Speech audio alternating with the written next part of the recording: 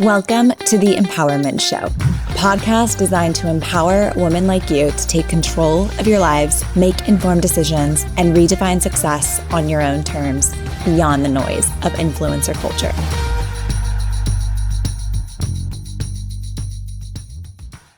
Okay, good morning / afternoon. Clearly are in different world right now.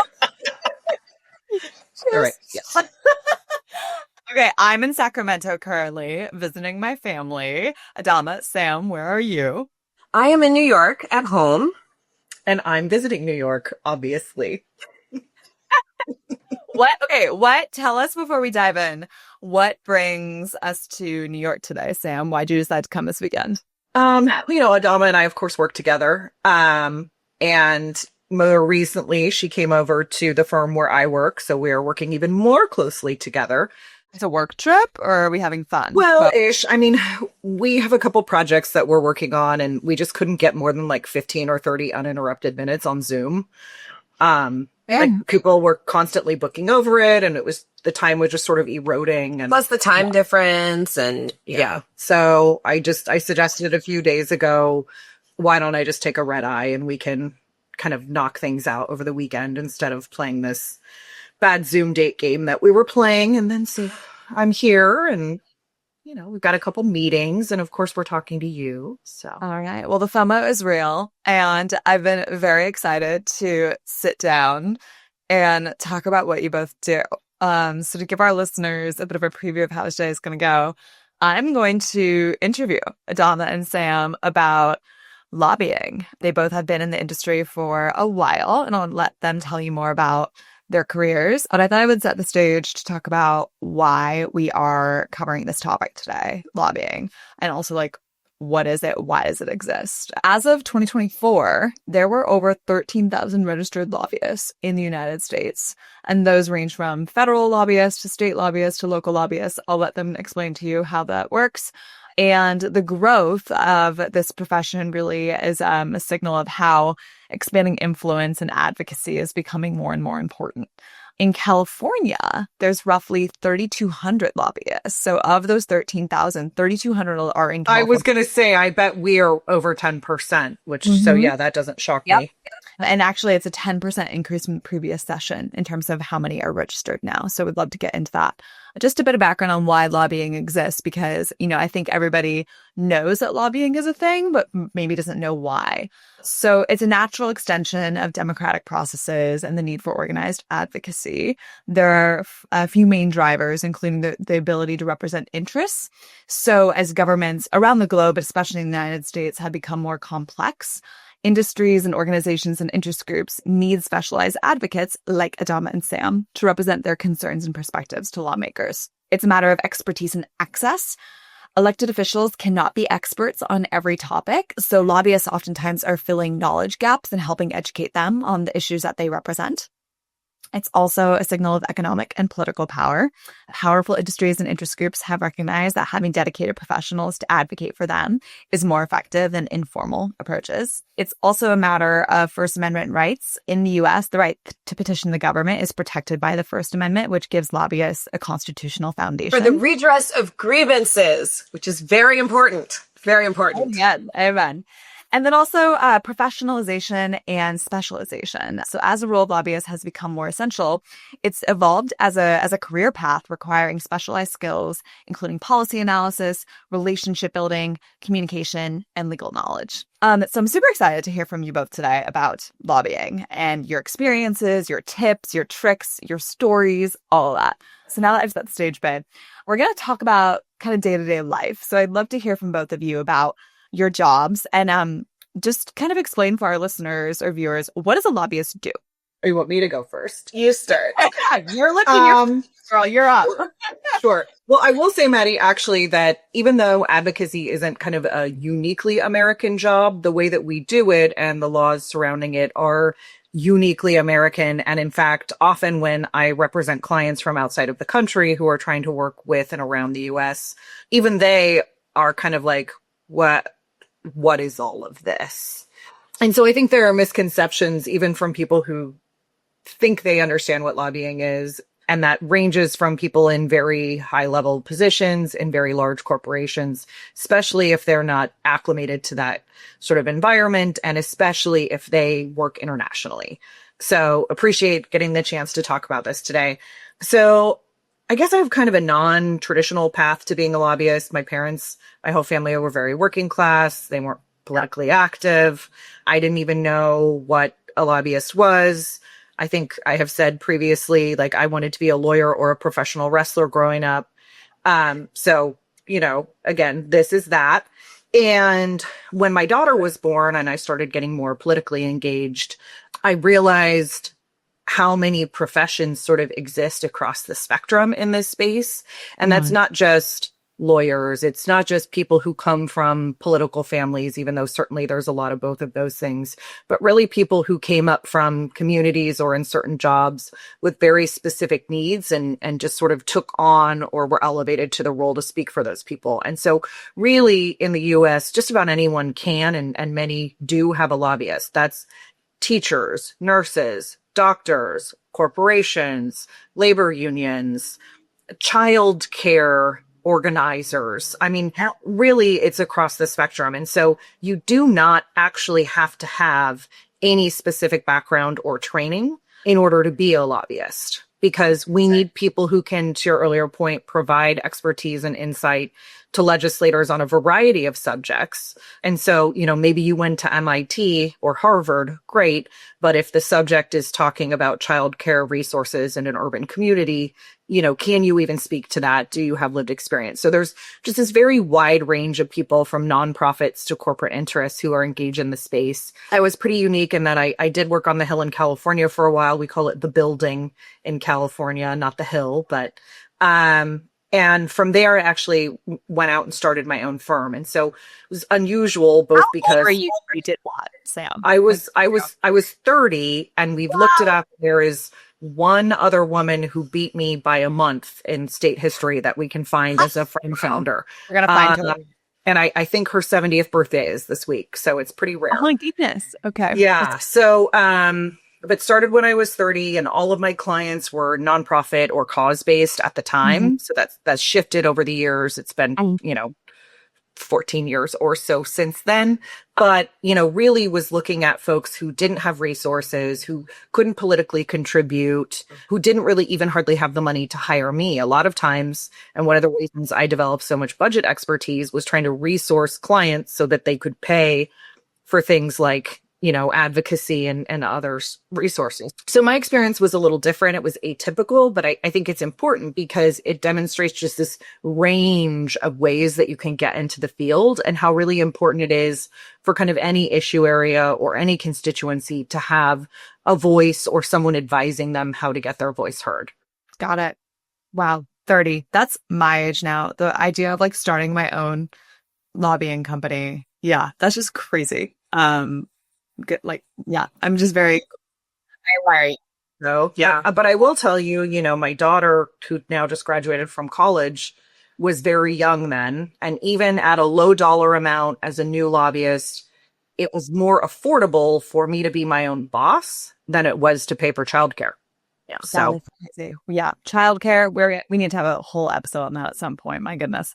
Adama, tell us about your experience coming up as a lobbyist and what you do. So while Sam had her own business and she worked quite a bit, like when I met Sam, she had a number of clients who were more on the nonprofit side, on the social justice side, privacy rights, consumer rights. And I mean, it was a fascinating way to build a firm. And I think she was able to build her firm because there were so many people who felt like those issues aren't prestige enough. There's not enough money in that space. It's too complicated to fix some of these entrenched issues like in education and budget deficits. And I watched her build a business that was very, very impressive and become an expert in some of these issue areas, especially like AI, privacy, that really shape the way that we live today. And so that to me has always been super impressive about Sam. So thanks, Brad. Yeah. So I had a slightly different path. I came in as a fellow. So in California, we've got these fellowship programs, and the fellow programs are like legendary. There's 4 of them. There's Senate, there's Assembly, there's administrative. So you work in the like gubernatorial administration, and then there's judicial fellows. And so they take like, I don't know, like 19 each year or something like that. And they basically put you through like an absolute murderer's row of interviews. And so for people like coming out of college, I was actually a little bit older, so I was probably a little bit better equipped. But I mean, my interview for so I got into the Senate fellows and the executive fellows, but the interview for my Senate fellows was like one of the most stressful things ever. It was like 14 people in the administration. At once? You're in the governor's office. You're in the horseshoe. My God, you're like on trial. Yeah, you're in the governor's office, you're in the horseshoe, and these people are absolutely peppering you with questions about your political leanings, why you want to work in government, why you think you should work in government, what your goal is. Like, and this was a number of years ago. This is 20 some odd years ago at this point, which is crazy to say. And of course in California. And in California. A little different state by state. Yeah. So I ended up getting into the Senate and the executive fellows, and I chose the executive fellows literally just because the dates ended better and I thought I wanted to go to law school. I never did end up going to law school, but I ended up working at the Department of Managed Healthcare. I absolutely loved it. I worked on healthcare reform. I thought that working for the state of California is frankly one of the best jobs, one of the most incredible things I ever got to do. We should talk about public service at some point. But anyway, an amazing formative experience. After that, I went to go work at a trade association that managed medical groups. And so that tied in really well with what I'd been doing previously with the state. When you leave the state, you have a year where you cannot lobby that entity. But you still have a lot of requisite expertise. You have a lot of relationships, and you're able to help that organization from the inside kind of chart a new path and strategize. And that's kind of what I kind of became known for as more. I mean, I had good relationships and things like that, but I was really like a strategy person. Like if you were like, how do we put together a long-term strategy to figure out how to change the statute, modernize statute, look at things that are outdated? I worked in a number of different industries, financial services, healthcare, insurance, and those are issue areas that have very, very old statutes. Some of them still dating from the late 1800s, early 1900s. The fact that we, before Lyft and Uber had never contemplated that the term, that someone could be engaged in a commercial enterprise driving, but not have someone in their car, right? Because previously in history, from horse-driven carriages to taxis, someone was in the car when the commercial activity started. But Lyft and Uber changed that, right? Because you are now engaged in commercial activity even when you're looking for a passenger or when you have no one. Not to mention companies like, Waymo. That's right. Well, you never have a driver. Right. There's a lot of strategy that goes into being a lobbyist at a lot of times because you are trying to figure out, okay, if you have a client, how do we help you make sure that the code is modernized? Because you can't innovate if the code doesn't allow for it, right? And if codes are never updated to reflect new, emerging, changing, evolving industries and times, companies get stuck in those same regulatory hurdles and patterns, right? So I worked on a lot of issues like that are how do we modernize things? How do we think about growing and changing statute to allow innovation to evolve? So that's always been really fun for me.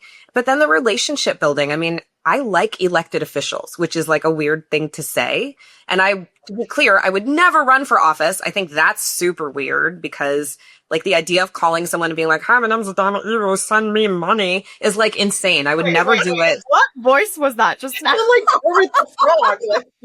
That's how I think elected officials sound. We need to get you into guys, that. I'm already dying over here because I have horrible allergies, but like, I'm actually like, please carry on, Chewbacca. Oh. So anyway, I would never call someone and be like, hi, give money to Adama Iwu. I think that's never call them with that. Well, yeah, then there's they wouldn't give you money. I definitely won't call them with that voice. So anyway, I have no interest in running for office, but I do like elected officials. I think that it is a fascinating endeavor to decide that you want to represent hundreds of thousands to millions of people and try to have a like fiduciary responsibility for their well-being and health. And, so I've always liked talking about policy. I've always liked strategizing about like kind of what's the next thing. And I've always liked charting a path and setting out kind of a broad vision and figuring out then how do you achieve that? So to me, that's kind of how I think about lobbying, but there's lots of different ways to think about it because you can think about it more from just the political sense. Like, how do I make sure that we have a legislature that really reflects the electorate? How do I think about this gets more into the political side of it, but thinking about the electorate and what's actually going to be the best, right? So there's lots of different pieces that go into lobbying, from the administrative piece, compliance with state and local jurisdictions, the political side. There's lots of pieces to it. Well, and I would say, even though, of course, there's federal lobbyists, there's state, there's multi-state, there's regulatory lobbyists, there's local level lobbyists. There are also lobbyists who only deal with one part of government. So maybe they only lobby attorneys general. Oh, interesting. Like specialize in the officials that they work with. There's people who are very partisan lobbyists as well. People who only lobby Republicans, people who only lobby Democrats. You see that more at the federal level. Yep. But there's many different ways to lobby. And then there's an in-house lobbyist. Right. Or a contract lobbyist, right? Right. So Adama's been in-house. I've actually never been in-house for anyone other than I worked in government and I worked for nonprofits, but not in advocacy, more on like fund procurement and other things. And so I've primarily been hired by corporations, and I work for a corporation looking after their specific interests. Sam and I both now are multi-client lobbyists, where we have multiple clients across different industries and different states. And we work with their in-house lobbyists to help them achieve their goals and whatever their needs are. You both just touched on something that I was going to ask around, like, what kinds of lobbying roles exist. I'm curious for your thoughts on, Adama, since you've been both contract and in-house. What were maybe some of the pros and cons you saw with both jobs? Or do you particularly like one more than the other now that you've done both? Being a multi-client lobbyist has allowed me to work on different issues. When you're in-house, you kind of have a defined set of things that you're working on because they're very specific to that company. Multi-client is interesting because you can have clients across a very broad spectrum.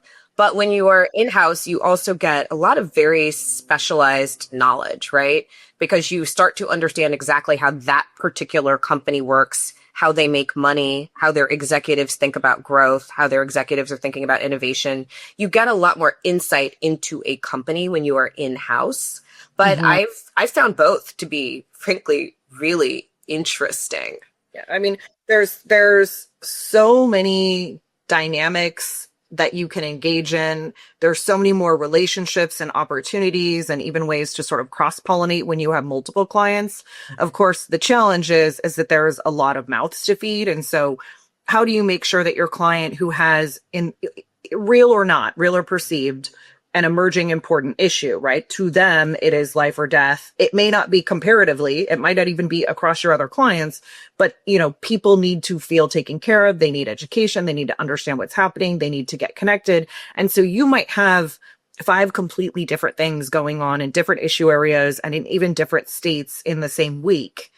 And so that juggling act of, okay, how do I triage? How do I prioritize? How do I make sure that everyone understands what's going on, has a clear expectation, and that I'm communicating to the people that they need to inform, like what their needs are, and we're sort of marching towards a goal. So, and they feel taken care of, right? Because they are paying you, and they don't want to hear about other clients, right? They don't want to hear that, like, you can't take a phone call because you've already got a phone call. Yeah. What did a gentleman in our industry say to me recently? Never tell your wife about your girlfriend.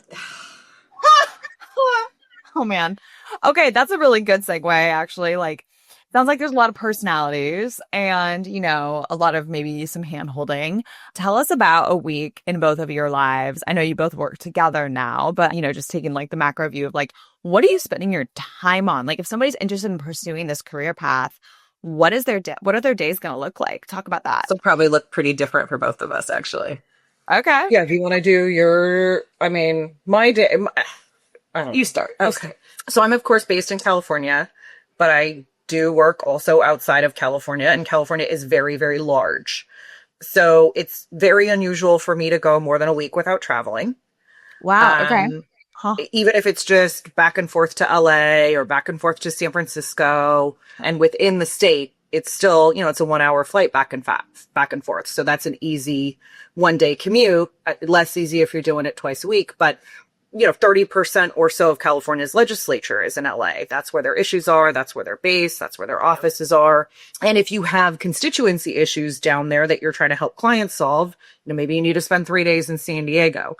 Also, our clients are not necessarily just in California. They're multi-state, they're in DC, they're international. So I do a fairly sizable amount of travel. But then regardless of where I am, there's sort of a variety of things. One, just client management, client check-in. So calls, texts, emails, what's going on? How are you doing? Communicating with their communications team or ours, what's in the press? How are people feeling? And there's this feedback loop that has to happen. So I know what the client needs. I know what's going on. I have to identify who in which legislature I need to talk to get on our page and to educate, right? Inform them about the issue. And then there's a feedback loop. So a lot of it is often phone calls, text messages, emails. During COVID, when everything shut down, I immediately put on a bunch of weight, and I really thought I'm not drinking or eating that much more, but it was because I wasn't doing 12 or 13,000 steps in circles walking around a Capitol building every day. And so a lot of times it's just, hey, do you have a minute for me? Yes, I'm happy to come back to your office in an hour. And then doing that over and over, 42 times in one day until you're getting the level of information. So, and are you in heels, by the way, while you're doing this? I am one of, I think, the few lobbyists of our friend group that still insists on wearing heels. Every time I see you, you're in your heels and you look fabulous. Yeah, no, a lot of folks have given it up. And I will say my friends have given up on listening to me complain about how much my feet hurt because choices were made. They're like, girl, wear flats, wear sneakers. And I don't know. Adama and you're like, it runs my vibe for the day. I can't do it. But yeah, no, I will. Okay, so super interesting. So, I mean, theoretically, yeah, you're on your feet a lot, minus the pandemic, talking to a million people a day about a million different things and traveling a lot. Like, this is not a job for the faint of heart, is what I'm hearing. No, I mean, up until last week, I think the last day I took off, including weekends, was January 5th. Oh my goodness. And it's, what's today? The 29th of March. Yeah. But it's also because, like, case in point, I flew out here to meet with Adama because you also have to have time to think and time to strategize. Yeah, so, like get together with each other and right. Yeah. If you're on 12 hours of calls a day or in 12 hours of meetings, well, and you can find yourself in a position where maybe you only talk to your client once a week. And if you don't make the time to strategize and decompress and kind of, is our plan working? What was the feedback that we got? You could very well end up on your next call with them and be totally off the mark or have no good information. So you have to kind of take the time and think and talk it through. Yeah. Adama, what about you? Is there anything you would add in terms of like what a day in the life looks like as a lobbyist? Yeah, I mean, there's also a lot of like the legislative tracking piece, a lot of watching hearings, a lot of reading legislative analysis, a lot of trying to chase down how legislation affects your client because while we have our own area of expertise and it may be in the relationship side, some of it may be on the statute side, some of it may be on the actual issue areas. It's not actually our job to be like the subject matter experts on these issue areas. It is our job to be subject matter experts on how to get a piece of legislation introduced, how to kill a piece of legislation, how to get a piece of legislation signed, how to move it through a given legislature, how to make it disappear if that's what is needed. So there's a lot of like legislation, stuff that is just, it's not sexy. And then you're going back to your client and being like, I think this affects you. Does it affect you? And if so, how? And if it does, how do you fix it? Right? And there's a lot of trying to figure out how do you get someone who is like, I need you to kill this bill. How do you get them to, okay, if I can't kill this bill, what fixes this bill, right? Because you try to help people understand that there's like variations and that there's levels to it. Everything can't just be like must kill, right? You're going to have to at some points and places figure out if there's areas for compromise or ways to tweak or to fix things in small ways, or ways to maybe we study it before we go into a full-blown piece of legislation. So there's lots of just like almost horse trading with the client and between the legislature or the regulatory body trying to figure out, okay, how do we just make this work, right? And like just understanding or having a sense for the art of the feasible, like what is the feasibility, what is possible here, so that, you know, not all lobbyists are built the same. I will tell a client who comes in the door and asks me to do something if I think it's completely impossible. I will say, I will not take your money for this. I don't feel comfortable that I can deliver on that. What I do think I can do is these 3 things. And not every lobbyist does that. There are definite, this is not, even though some lobbyists are lawyers, lobbyists are not held to the same standard as lawyers. Right. They do not have to meet the same ethics requirements as folks who are registered with the bar. They just don't. And so that is very subjective. People run their businesses different ways. But I feel very strongly that part of the job is, what can you do to be successful? You told me that this is what you need, but I'm telling you based on what I know, and who I've talked to, you can't have that.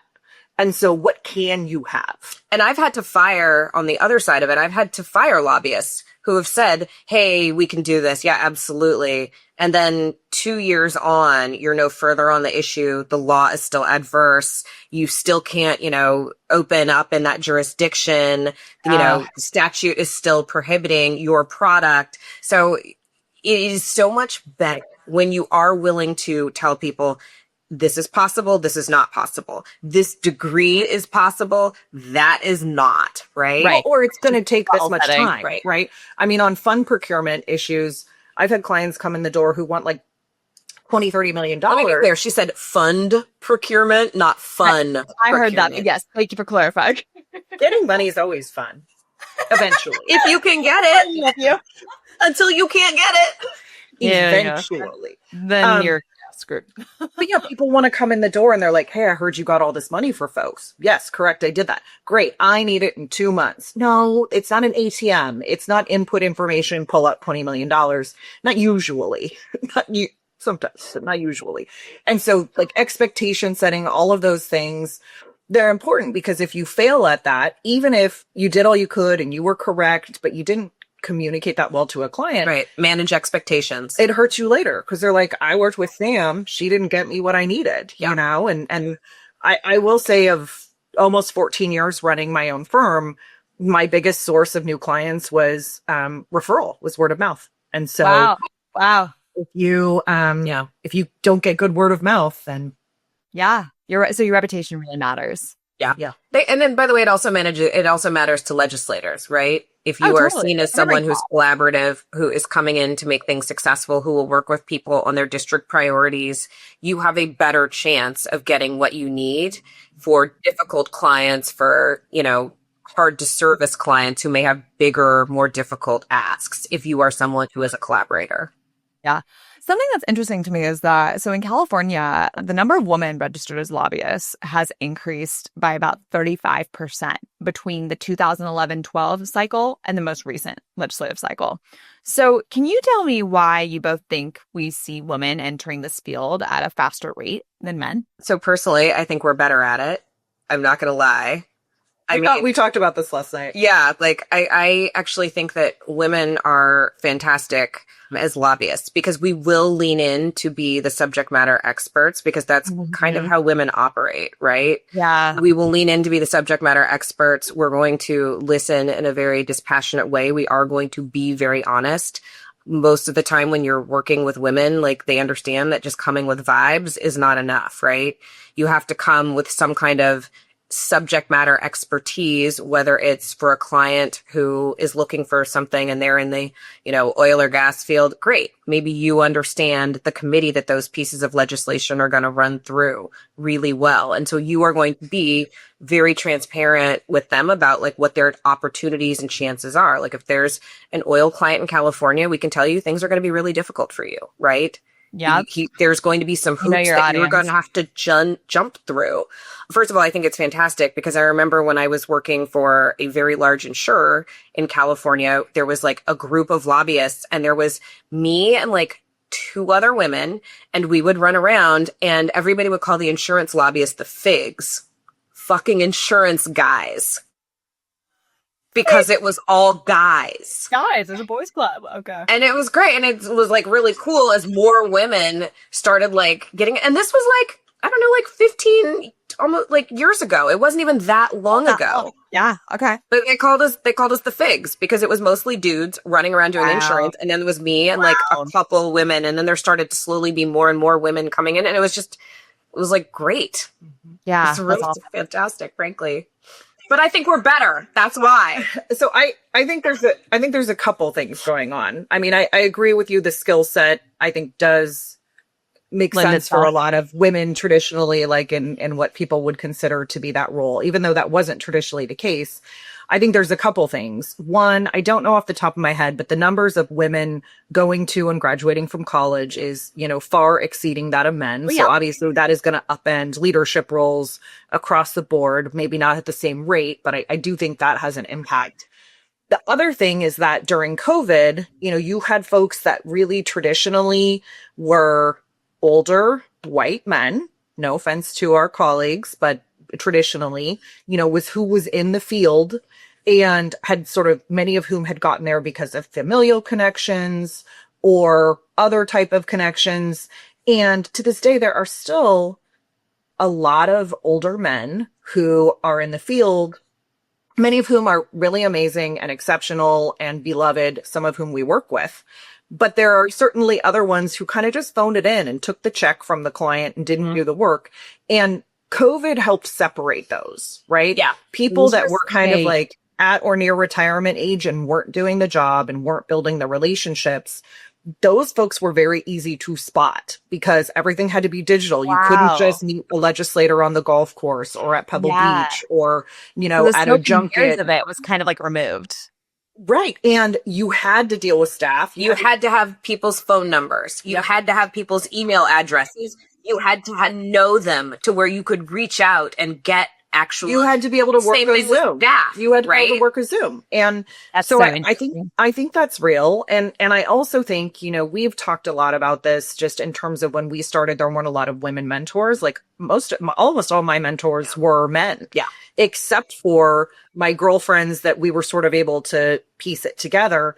And the more that you have more women in the space and they allow themselves to take up space, it's important, right? I still remember when I started working on privacy, every male mentor in my life at the time told me, this was 13 years ago, this is a money waster. This is a time waster. You're never going to be able to develop expertise. No one cares about these issues. Wow. This is like tinfoil, right? This is tinfoil hat fringe issues. And I moved forward anyway. And lo and behold, a couple of years later, I was the only woman in the space for a while. And it was me and a lot of very, very highly paid, well-resourced male tech lobbyists. And so not only did it become this quickly emerging industry, there were only a handful of us that were women. It was mostly men. But anyway, I was, if I'm saucy now, I was way saucier at like 32.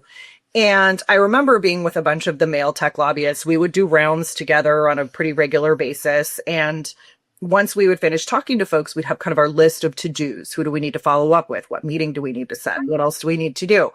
And at the end of every long day, they would look at me and go, anyway, Sam, if you could send out the follow-up email and the calendar invite to all of us on this, that'd be great. And I wasn't below or above them. We were peers. We didn't work for the same companies. In some cases, we worked for competitors. But you were a woman, so you're organized. Right. And so at one point in a very large crowd, I said, that's fine. I just have one question. Am I being asked to do this on account of my vagina, or was there another reason? And all of the men turned like 3 shades of white. And one of them said, you know what? I'll have my assistant send out the calendar invite. And I said, what a great idea. And then no one ever That's how asked it me should have again. been to begin with. No one ever asked again. Good for you. I love that. I feel like all of us can relate to that in some way, shape, or form, like being asked to play the role of secretary or event planner or whatever it might be. It's like, just because we are good at it and men can't seem to manage any of these things doesn't mean that we Or should. they can, there are Or they who can can't, but it's just definitely. the stereotype. I remember being asked if my like 22-year-old white male intern was my boss one time. And I was like walking him around and I was like, this person hasn't even graduated from college. I have like 5 degrees. What are you talking about? My first assistant was a man, and I could not go anywhere with him for 2 years without people to defer to him in meetings That you or were ask me to set meetings with him just because he was a man. So those stereotypes, I think they're changing, but I think it's going to take more than just the numbers. And again, I just don't even think sometimes it's intentional. It's just very well ingrained.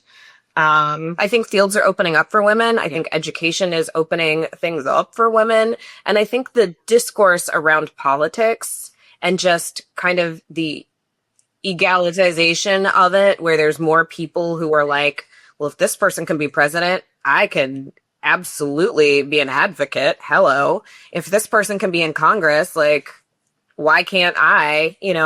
I think there's just more people getting engaged in politics. And this is frankly a great way to be involved in politics because it's a phenomenal way to work on issues you care about from a very utilitarian lens where you are like, how do we do the most good for the most people? I mean, it's a great way to be involved in policy, but not actually have to have your face out front and like your whole life picked apart to the last scintilla because you're looking for votes. And, again, we can talk about public service at another time because it is so integral and we both have worked in public service. But you can also do this, have integrity, and make money. And we do not pay our public servants enough.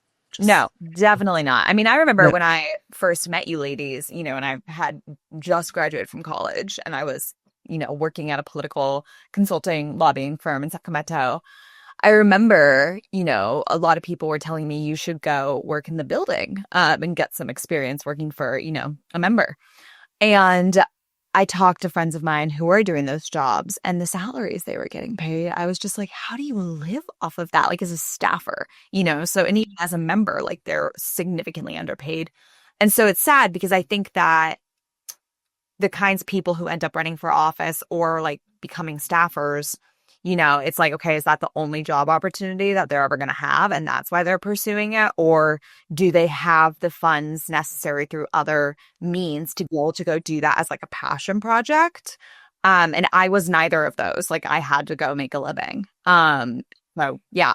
That's why I couldn't work for the state forever, right? I had student loans. Yeah. But this is true about the disposition of our elected officials as well, right? Like, are they able to do this work and frankly maintain 2 residents because they've got to be in the district and then whatever capital house that they're serving out of, do they just have enough money or enough family support or what?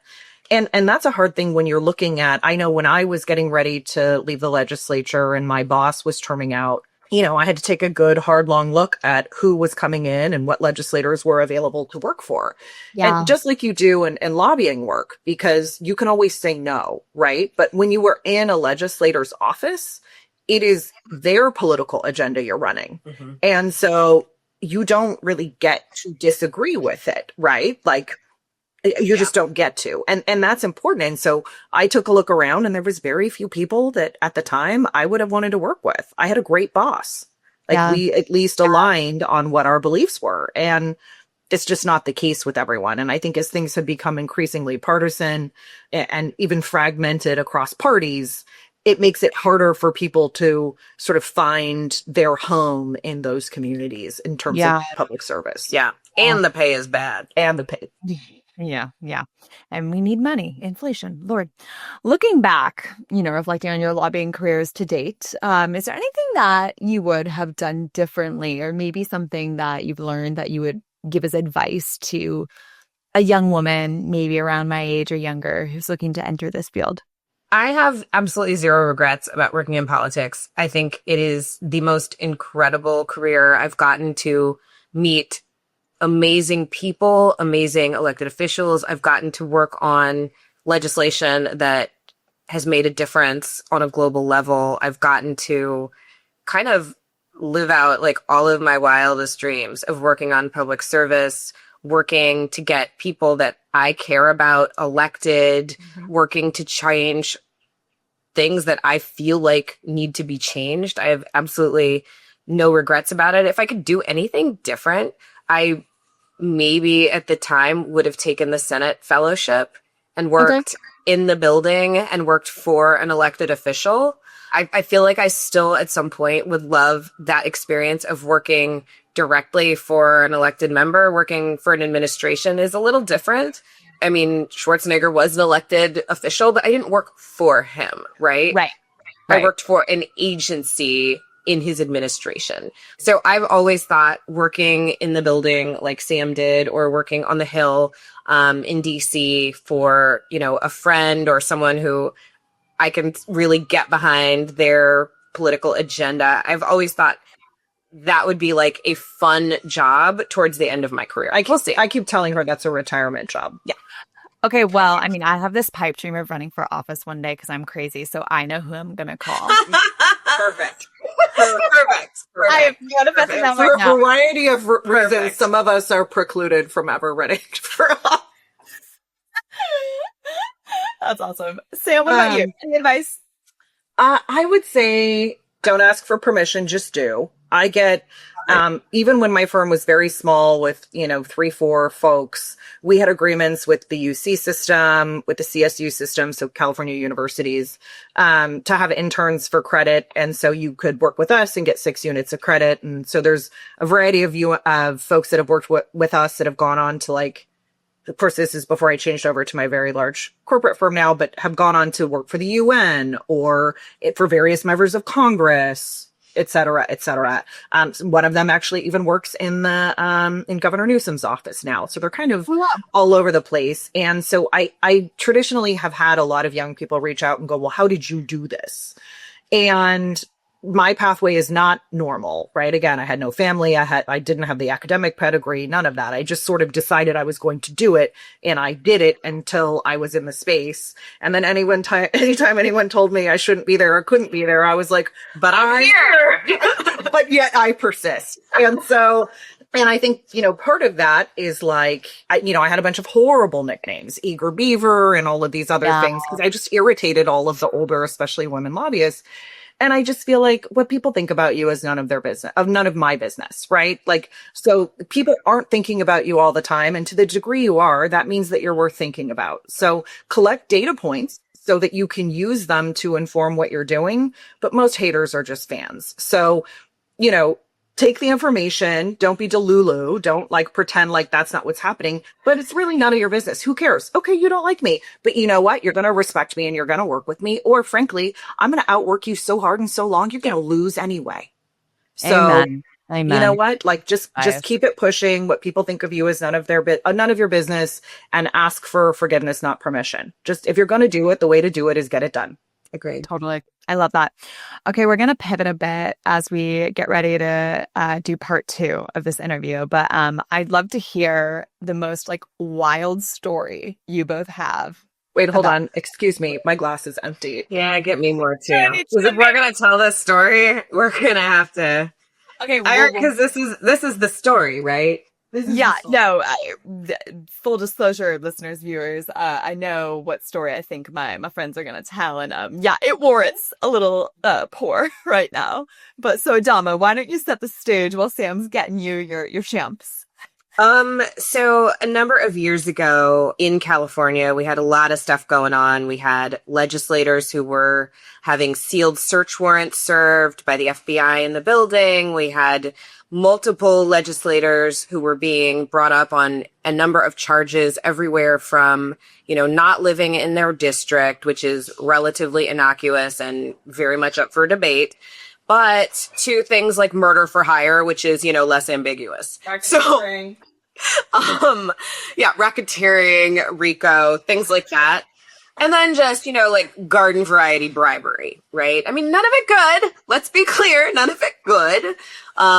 None of it we like from our elected officials. Not advice to anybody. Just like reading the indictments. Right. But oh my God, there was a good year and a half where all we did was read indictments. It was insane.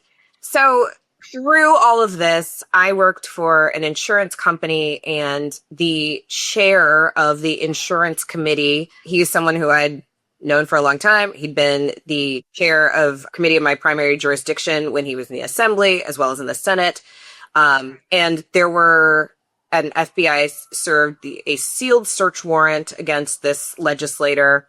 But in the meantime, until there's actually, indictments, these people are still elected officials. I think at some point, the president of the Senate made all of those people step down out of leadership positions. So they were no longer in like leadership positions, but they were still elected officials, and they were still, running legislation and hosting activities. So at the time I worked for essential activities. Essential activities. Yeah. So at the time I worked for an insurance company, and there was going to be an event coming up. And I was like, I don't really want to take agents from my company to this event because I think the FBI are going to be there. And keep in mind, at the time, I was representing only nonprofits and cause-based organizations or government agencies with no political giving budgets. So I never had the opportunity to go to such fabulous events. I had a large political budget, and so I would go to political events. I would run campaigns. I did a bunch of different things with those political all the funds. Yeah. Right. And so at one point, one of these elected officials who was in a world of trouble, but it was still kind of on the horizon. Like, you knew trouble was brewing, but you didn't know how bad trouble was. You thought maybe he was wearing a wire. I don't know. Oh, like you assumed he was wearing a wire. There's a full story on this at some point. We should tell it because it is crazy. But for this one period of time, this elected official was like, oh, I'm having an event. I was like, oh, I can't go. My boss was like, she's going to be there. I was like, I'm going to be there. And I was like, but I don't want to take agents, so I'll take this one. And I was, of course, like, I would love to go to Pebble Beach. Oh, it's Pebble Beach, too. Okay. Pebble Beach. Yeah. So we go to Pebble Beach, and there's an event all day. And that evening, we are sitting by the fire pit, and a guy comes up to us. He's a really, we should have looked him up. I meant to look him up last night. Yeah. In my memory, he was a very hot guy. Okay. He was also like British, right? Blonde haired, blue eyed. I think he was British. Like he had the accent. Never trust colonizers, I guess. That's what my Irish family would say. But nonetheless, like very good looking, and seemed to have like his eyes on her, was just making a beeline to Did he ever? So we're sitting by the fire pit with just the waves crashing. It's beautiful. It's oh my God. Yeah. Those bagpipes. Right. And I'm like, oh my God, this might be Adama's rich husband. He's a hot British dude how dare me take attention away from my friend here on the beach. She has given me this gift of bringing me to this event. So I'm like, oh, I should go inside. And I go dip to the inside bar, and I'm like, checking my phone. You're being a great wingman. I'm having a bourbon. I'm like, they're about to get married out there. I am the best wingman. The minute that Sam disappears, this man had been having like a very innocuous conversation with me about like new iPhones or whatever.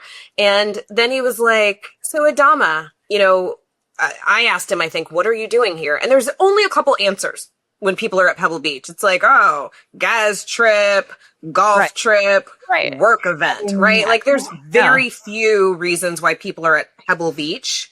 On like a Thursday. On a Thursday, right? And he looks me dead in my eye and he says, I'm an investigative reporter for Al Jazeera America. We are working on a story about legislators, lobbyists, and corruption, Adama. Why are you here? And I was like, I gotta go. Yeah. And I'm nowhere to be found because I'm at the yeah. bar like, this bitch is ghosting me. Like, they're gonna get married. And I am alone with the ops, right? So I am like, my face is just like, oh, and then she's texting me, but I'm not paying attention because I think I was maybe flirting with the bartender. oh, girl, leaving me in. I mean, so I literally just say to him like, you're just here with friends. Because he already saw one of my friends. Because here's the deal. When a reporter gets you hemmed up, what you can't do is lie. Yep. The fact that I'd already told him my name and the fact that he dropped what he was doing on me told me he was actively working a story and he knew exactly who I was. So lying is not really an answer. And I also couldn't really just jump up and run away because it's not an episode of Scooby-Doo. So like I had to like brazen it out. So I was like, oh, here with friends. And then he was like, oh, really? Where are your friends? Well, you seem smart. So what do you do? And I was like, oh, as little as possible. Cause now I'm just like, what the? And I'm trying to text Sam cause I'm like, come, please. SOS 911, Al Jazeera reporter investigating corruption. Yeah. And he's still like peppering me with questions. He's like, no, you seem like a smart girl, Adama. Like, what are your interests? And I swear to God, I look at this man and I say, shoes. True. I mean, it has the benefit of being true. It wasn't a lie because I'm literally just like, how do I not lie to a reporter who is clearly knows who I am and is like, oh my God. Yeah, so about this time, I finally check my text to be like, is our wedding bells are ringing? Things. So like, I mean, bells were getting rung. Let me tell you. so I check and I'm like, oh snap, oh no, I need my bill, I have to go. So I come running out, like I am not cool. I am Kramer from Seinfeld. I come like sliding out on the patio and I sit down next to her and I'm like, oh, I'm so sleepy. Do you want to go back to our room? Big week. Yep. For all he knew, Early you two were morning. a lesbian So, couple, and he was in like interrupting the your most time together. right. We in the most uncouth way. Dip out of there. I have to sign the check, and I realize I don't want to leave the check because the check has all kinds of PII on it. So I do a very that's awkward. Right. It had a bunch of drinks on it. Yeah. I do an awkward thing where I like leave and have to go back and get the check. Like, just take it because I know he's gonna take a picture of it. So anyway, we get in the elevator and so we're actually at the Inn at Spanish Bay, which is like adjacent to Pebble Beach. And the hallways, if you've never been there, are really long. Really long. They're like forever. Like runway long. Yeah. Like like if you're very tired or I don't know, have had too much wine, you're like, am I ever getting to my room? So we get off of the elevator and we're walking quickly and she's like, and then this happened and then Al Jazeera and then he said this and then I told him shoes and da-da-da-da-da. And then we like get Turn around. Someone is behind us and we look and He's there. he's behind us, this guy. So then we are like Scooby-Doo or Laverne and Shirley because we literally are like screaming and we're like, Did other people come out of their rooms to be like, what is going on? and then Adama's trying to use the key to get in the door and she's like, the key doesn't work and we can't get through the door at the same time. So we're like, we're both fighting to get into the room. And the hysterical thing is, like, at no point, it's not like he was chasing us. He didn't run after us. He's like, just on our floor. Yeah, he just happened to also be on our floor, and we're like... he wasn't chasing you. Okay. Oh yeah, my God, but you two were long like... ago was this? Your way. This was so long ago. This was, I don't know, 13, 14. Oh, like, well over a decade ago. Yeah. And did anyway, so then... But yet, not far enough in my rear view that I don't get secondhand, Clearly, there's some... anytime some hot British dude rolls up... Oh, I can't talk to a British man. No, you're the ops.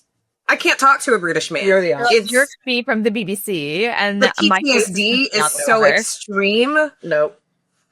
And then for like a month, Oh my God. We're waiting for this story to When's break. the story going to come out? And Because by the way, that night, then I had to call around and tell everybody, FYI, like I know y'all was worried about the FBI, but guess what, bitches? It's some completely other threat.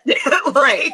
And then we're just like, when is it going to come out? When is it? And we're trying to figure out who this guy is. Like, when does it come out? And like, Cup reporter, Churchill. Yeah. We're like, we didn't, it was not a thing. Like it was the first article that it was like their big, like splashy entrance into the U.S. news market. I think they've since exited the U.S. news market, whatever. But this story was like their way in. The reporter was like an Emmy award-winning journalist. Totally got my ass. Let me tell you, I was like, oh my God. Got. We were pressed. She was stressed. I was stressed for her. And then I was sad. I'm like, I'm never going to get to go to Pebble Beach again. That was the tragedy of all of this. It was hard for me to go back. Let me tell you, because brought back the PTSD. Got. Oh my God. Okay, that's wild. So yeah, there's like many lessons here. One being that, if you are randomly talk to strangers. Stranger danger. That's lesson number one. Lesson number two, Sam, look at your damn phone when you've left your friend.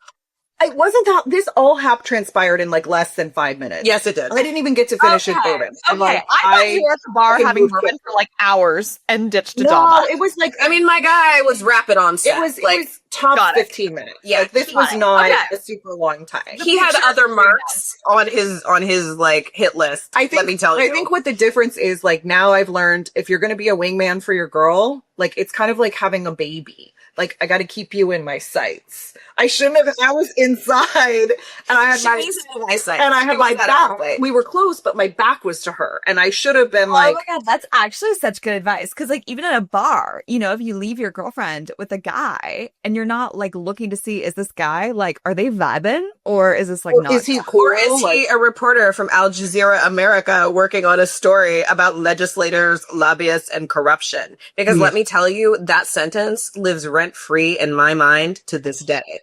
Well, and then I remember for years, anytime I would talk to a reporter, which I needed to do for work because I had nonprofit cause-based clients who didn't have political budgets. So if I needed to get attention, I had to manufacture it. So I sort of became a de facto communications professional doing a lot of earned media. And I remember I would be like, oh, I'm talking to this reporter about this thing. And Adama would be like, don't talk to a reporter! Like, dude, what are you thinking? Yeah. Wow, what a time. Oh my gosh. Okay, thank you both for sharing. And this reporter's probably now going to like see this and hear about this, and we were just trying to have a cocktail by the beach. No one was engaging in corruption. You were barking up the wrong tree. Fucking I don't like corruption. Cub reporter Churchill. It was not us. I don't want to be like us. No. Yeah. It was not us. If he is listening, hey, maybe we do part 2 at Pebble Beach.